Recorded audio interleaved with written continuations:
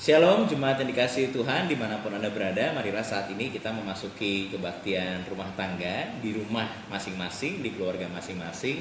Kita akan merenungkan firman Tuhan bersama-sama yang akan menguatkan kita, membimbing langkah kita dan menerangi langkah kita. Sebelum kita akan masuk dalam kebaktian rumah tangga, marilah kita mempersiapkan diri dalam saat teduh.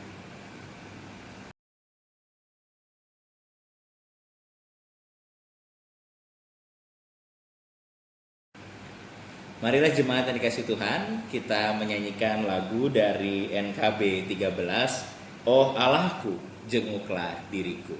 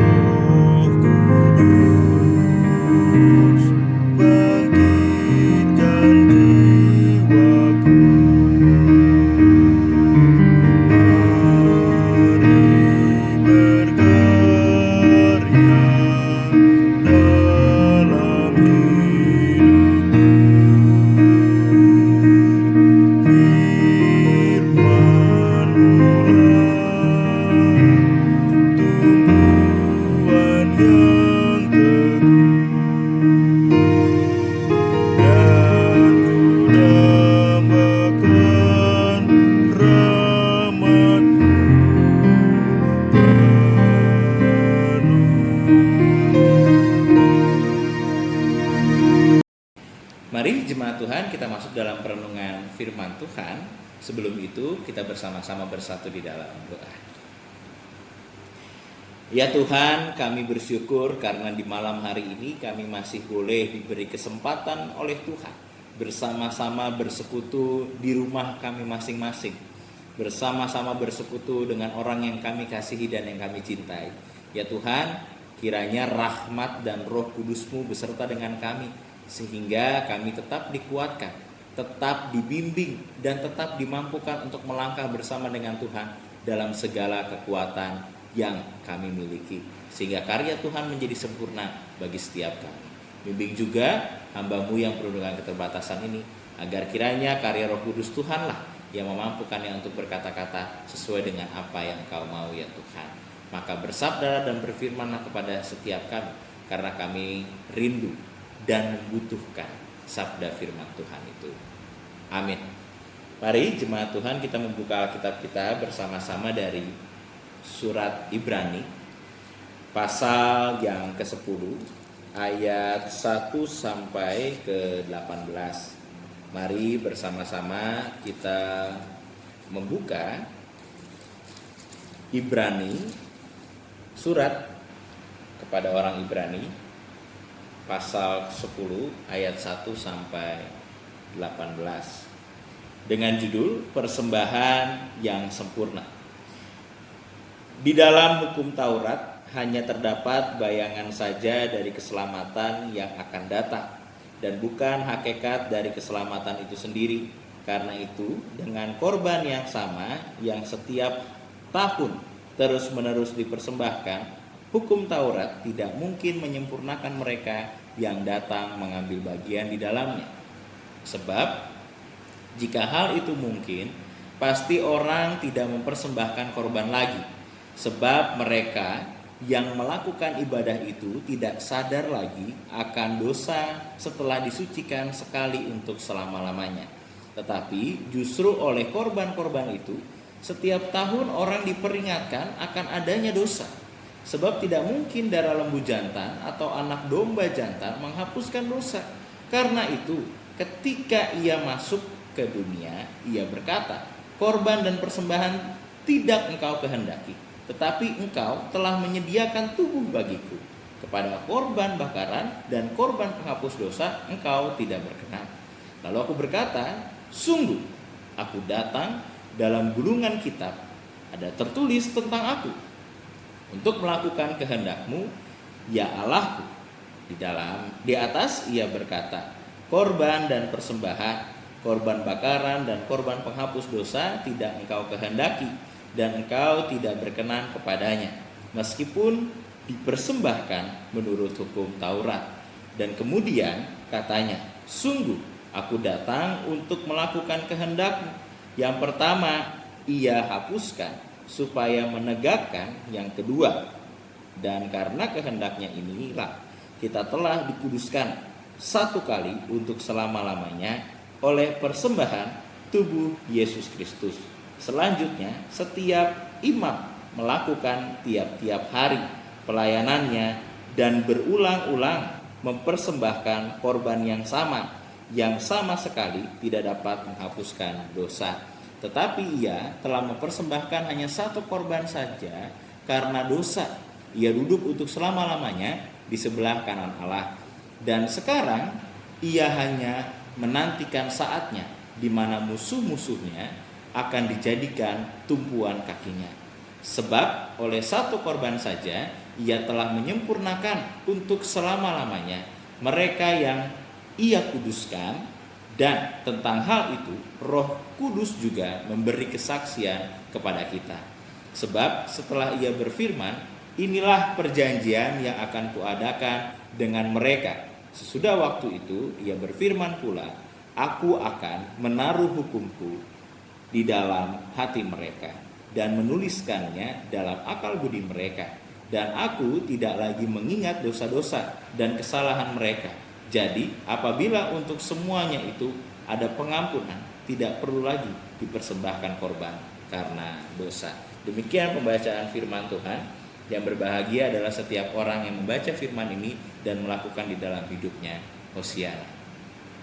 Jemaat yang dikasihi oleh Tuhan, teks yang kita baca itu mengajak kita untuk tiba pada perenungan betapa bahwa berbicara tentang keselamatan, bicara tentang penebusan dosa, maka di saat yang sama itu bukan kuasa dan kemampuan manusia, tetapi itu adalah kuasa dan kemampuan yang Allah nyatakan sendiri dan dianugerahkan kepada manusia. Sehingga penulis kitab Ibrani hendak menegaskan bagi kita bahwa makna yang sebetulnya hadir di dalam keselamatan dan penebusan dosa adalah di dalam Kristus sendiri yang telah hadir ke dalam dunia dan rela memberi tubuhnya, memberi dirinya, memberi karyanya bagi manusia. Sehingga kalau kita lihat secara historis, surat Ibrani ini ditulis bagi orang-orang Ibrani, bagi orang-orang Yahudi yang punya tujuan bahwa Kristus, bahwa Yesus itu sendiri ada jauh di atas tradisi dan pemahaman orang Yahudi. Sehingga ketika bicara tentang ada pemahaman makna korban, bicara tentang ada pemahaman bahwa saat itu orang Yahudi merasa bahwa korban penebusan dosa adalah korban melalui ayat 4 kita bisa lihat ya, darah lembu jantan atau darah domba jantan menghapuskan dosa. Menurut penulis kitab Ibrani itu tidak ada apa-apanya. Karena ketika mempersembahkan hal yang sama, maka di saat yang sama dosa itu senantiasa diingatkan terus, ditegaskan terus kepada manusia. Dan dosa itu menjadi sebuah momok yang membuat manusia terjebak di dalamnya. Sehingga ketika surat Ibrani menjelaskan tentang makna persembahan yang sempurna, maka di saat yang sama penulis Ibrani hendak menegaskan bahwa persembahan yang sempurna itu ada di dalam Yesus Kristus sendiri. Ada di dalam Dia dengan tujuan untuk memulihkan relasi antara manusia dengan Allah. Di dalam Kristus sendiri dengan tujuan untuk menegaskan makna kasih yang sempurna. Sehingga kalau kita mau melihat dari teks yang kita miliki dan dari teks yang kita baca adalah bicara tentang makna bahwa kehadiran Yesus adalah sumber pengampunan, adalah sumber penebusan dosa, adalah sumber keselamatan yang nyata. Sehingga bagi orang-orang yang membaca surat Ibrani diajak untuk menyadari bahwa manusia atau kemanusiaan adalah terbatas adanya. Sehingga setiap manusia yang ada tidak mampu berusaha sendiri untuk menebus dosanya. Tetapi dapat ditebus dosanya jikalau hidupnya adalah hidup yang senantiasa berserah dan mengandalkan Tuhan dalam keseharian. Sehingga kalau kita mau melihat ayat 7, ayat 10, dan karena kehendaknya inilah kita telah dikuduskan satu kali untuk selama-lamanya oleh persembahan tubuh Yesus Kristus.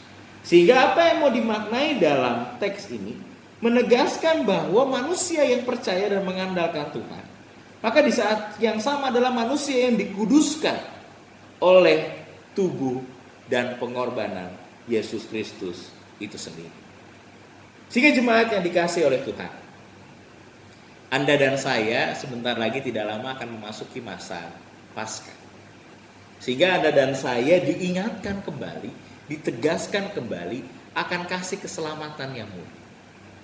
Tetapi ketika kita merayakan Paskah nanti, ketika Anda dan saya diingatkan kembali akan keselamatan yang murni, tulus, dan yang menguduskan Anda dan saya, maka di saat yang sama kita perlu juga memeriksa diri lebih dalam. Apakah sungguh-sungguh kita menghargai dan bersyukur oleh karena kekudusan yang Tuhan beri bagi kita? Apakah dengan sungguh dan dengan setia Tuhan hadir memurnikan kita dan kita juga siap untuk dimurnikan oleh Tuhan?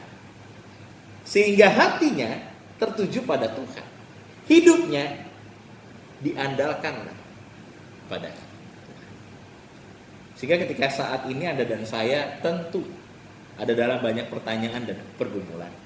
Pertanyaan tentang COVID-19 yang kita sama-sama berjuang bersama-sama. Pertanyaan tentang kondisi ekonomi yang merupakan dampak dari wabah COVID-19 itu juga membuat kita tidak jarang ada dalam kecemasan. Lalu ketika kita punya perencanaan-perencanaan yang baik di tahun ini atau bahkan di 2 bulan atau 3 bulan ini harus batal, harus gagal oleh karena COVID-19. Sehingga kekecewaan demi kekecewaan tidak jarang itu memenuhi isi kepala bahkan hati kita. Namun ketika kita membaca teks Ibrani ini, maka di saat yang sama Anda dan saya perlu untuk memaknai lebih dalam. Sungguhkah di tengah-tengah kecemasan ini kita bisa dan masih mempercayakan hidup kepada Tuhan?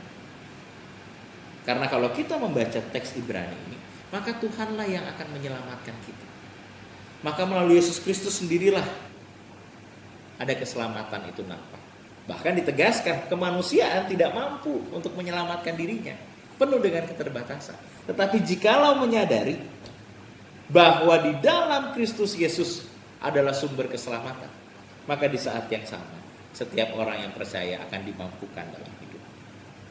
Maka Anda dan saya ada dalam pertanyaan dan ada dalam penegasan itu. Sungguh siapkah kita melangkah bersama dengan Tuhan? Sungguh siapkah kita siap memberi diri bagi Tuhan?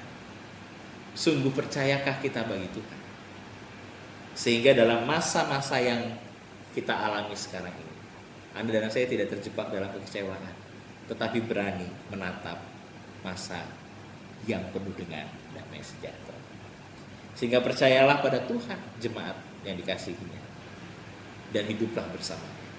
Karena di saat yang sama Anda dan saya, setiap orang yang percaya mengalami penebusan dan keselamatan. Amin. Tuhan berkati kita saat teduh bagi kita.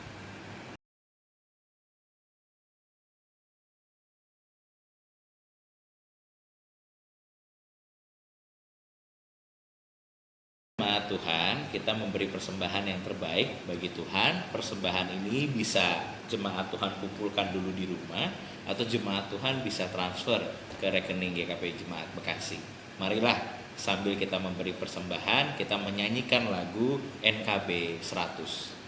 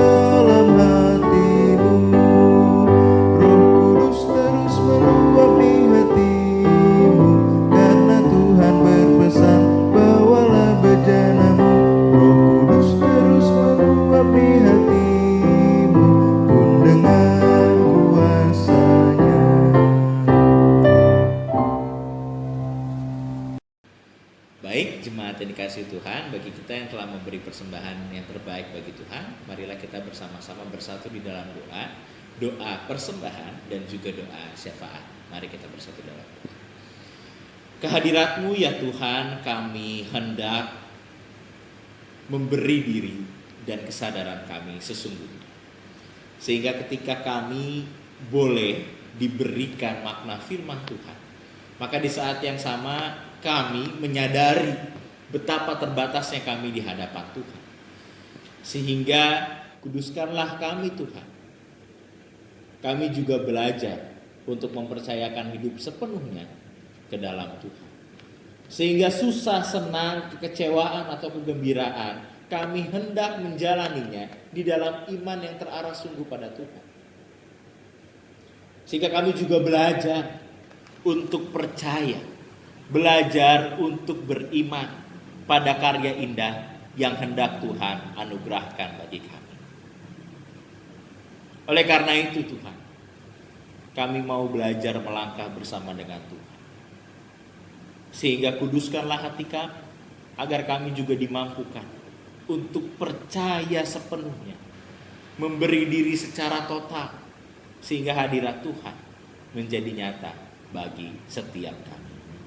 Ya Bapa, kami saat ini juga mau berdoa bagi keluarga-keluarga yang sedang berjuang untuk menghidupi kehidupannya.